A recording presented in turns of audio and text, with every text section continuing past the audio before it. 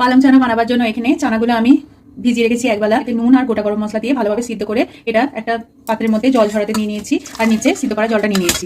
এখানে পালং শাক নিয়ে নিয়েছি। পালং শাকটা আমি ভালোভাবে ধুয়ে বেছে এটাকে আমি জলে একটু সিদ্ধ করে নেব। এখানে টমেটো, কাঁচা লঙ্কা, আদা, কাজু আর চার মগজটা ভালোভাবে ভেজে ঠান্ডা করে নিয়েছি।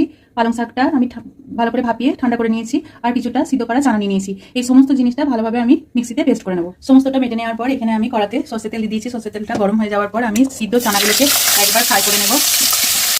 চানাটা একটু ভেজে নেওয়ার পর আমি সর্ষের তেলের মধ্যে গ্রেভিটা দিয়ে দেবো। পালং শাকের গ্রেভিটা ভালোভাবে তেলেতে এইভাবে কষিয়ে নেব তেল ছাড়া পর্যন্ত। এবার তেল ছাড়লে আমি এর মধ্যে দিয়ে দেবো ভাজা চানাগুলো, দিয়ে ভালোভাবে নেড়ে ছেড়ে নেবো।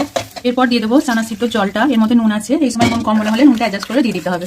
জলটাকে একদম মেরে একদম শুকো শুকো করে নিয়েছি, দেখুন তেল ছেড়ে দিয়েছে। এই সময় আমি এর মধ্যে দিয়ে দেবো অল্প বাটার, দিয়ে ভালোভাবে এটাকে নেড়ে ছেড়ে রেখে চাপা দিয়ে দেবো। দুর্দান্ত স্বাদের নিরামিষ চানা পালং একদম তৈরি হয়ে গেছে। কেমন লাগলো অবশ্যই জানাবেন। ধন্যবাদ।